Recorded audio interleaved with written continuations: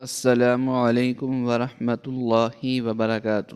بسم اللہ الرحمن الرحیم۔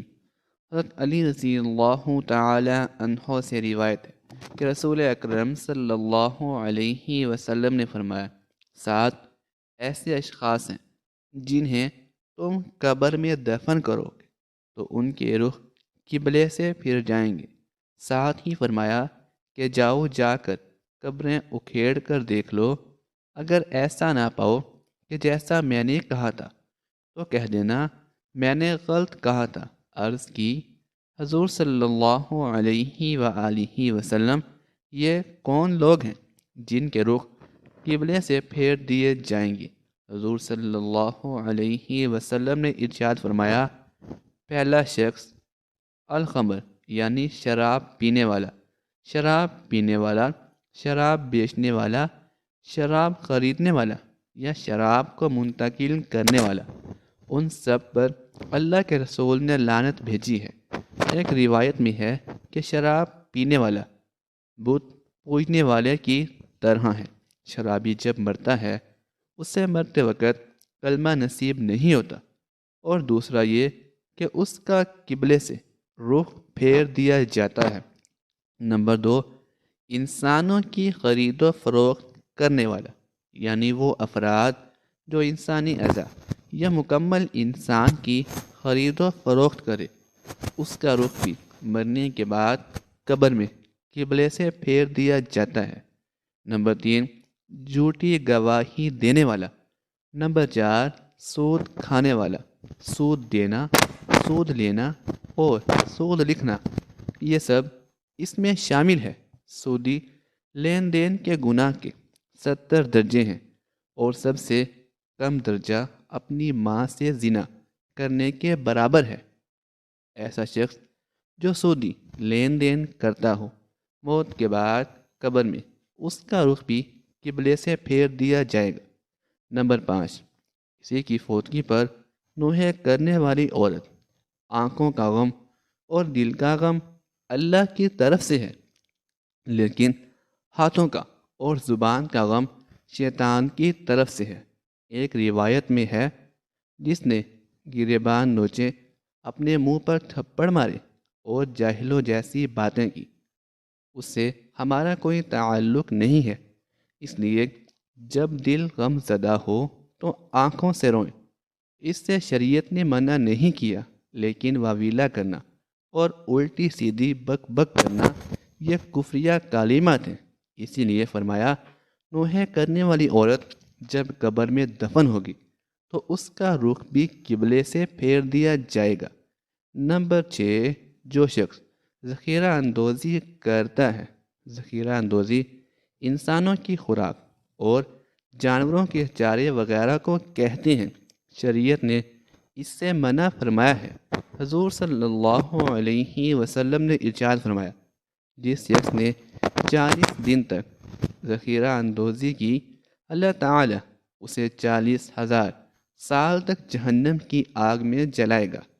تو ایسے افراد جو ذخیرہ اندوزی کرتے ہیں، ان کے رخ بھی قبر میں قبلے سے پھیر دیے جائیں گے۔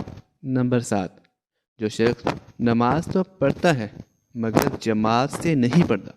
حضرت علی رضی اللہ تعالی عنہ نے فرمایا کہ جو شخص موت کا منتظر ہے وہ تیزی کے ساتھ نیکیوں کی طرف دوڑتا ہے۔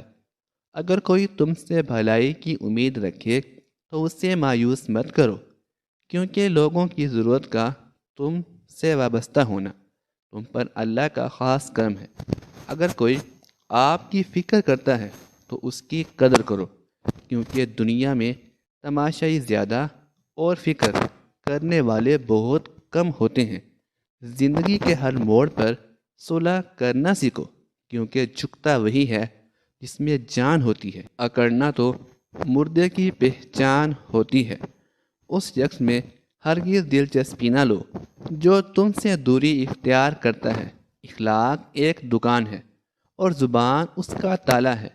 تالا کھلتا ہے تو معلوم ہوتا ہے کہ دکان سونے کی ہے یا کوئلے کی۔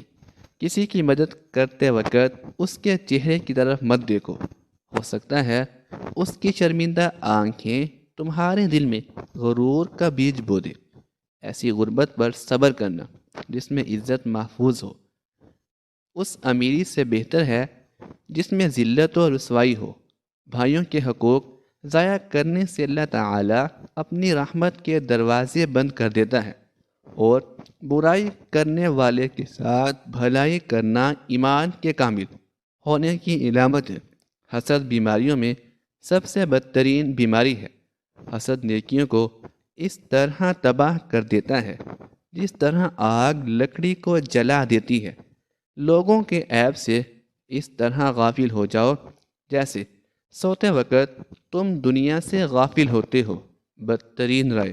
حضرت علی رضی اللہ تعالی عنہ نے فرمایا، جاہل ہی اپنی رائے کو کافی سمجھتا ہے۔ بدترین رائے وہ ہوتی ہے جو شریعت کے خلاف ہو۔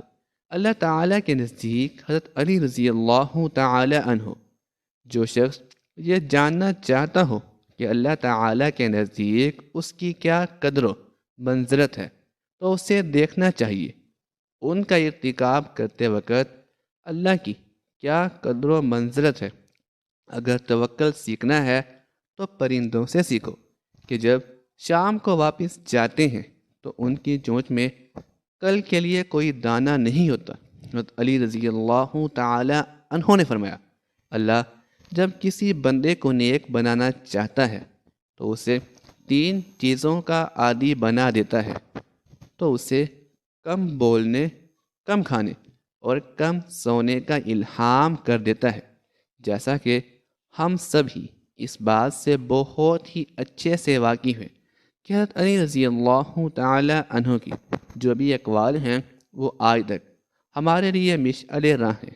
ہم ان اقوال پر عمل کر کے ایک بے مثال زندگی گزار سکتے ہیں۔ حضرت علی رضی اللہ تعالی عنہ کی خدمت میں ایک شخص حاضر ہوا اور پوچھنے لگا، اے امام علی، قبر میں انسان کی پہلی رات کیسے گزرتی ہے؟ تو حضرت علی رضی اللہ تعالی عنہ نے فرمایا کہ میں نے اللہ کے رسول سے سنا کہ انسان کی سب سے مشکل رات قبر کی پہلی رات ہوتی ہے، جب دوسرے انسان، اس کے دوست، عزیز و اقارب، رشتہ دار اسے دفنا کے چھوڑ کر چلے جاتے ہیں تو وہ انسان روتا رہتا ہے۔ ہر ایک دوست کے پاس آتا ہے اور اسے روکنے کی کوشش کرتا ہے کہ مجھے چھوڑ کر نہ جاؤ، لیکن افسوس اس کی آواز کوئی نہیں سنتا۔ حضرت ابو سعید رضی اللہ تعالی عنہ سے روایت ہے، حضور صلی اللہ علیہ وسلم نے فرمایا، لوگوں اپنی موت کو یاد کیا کرو۔ قبر ہر دن اپنے مردوں سے اعلان کرتی ہے کہ میں غربت اور تنہائی کا گھر ہوں، کیڑے مکوڑوں کا گھر ہوں، مٹی کا ڈھیر ہوں۔ جب مومن کو دفن کیا جاتا ہے تو قبر اس سے مرحبا کہہ کر خوشخبری دیتی ہے کہ میری پشت پر چلنے والوں میں سے تو بڑا محبوب تھا، آج میں تیری ہو گئی اور تو میرے پاس آ گیا، آج میرا احسان دیکھ۔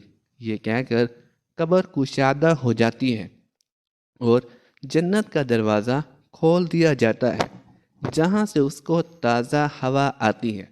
حضرت ابو ہریرہ رضی اللہ تعالی عنہ کا بیان ہے کہ حضور اکرم صلی اللہ علیہ وسلم ایک جنازے میں شریک تھے اور میں بھی آپ کے ہمراہ تھا۔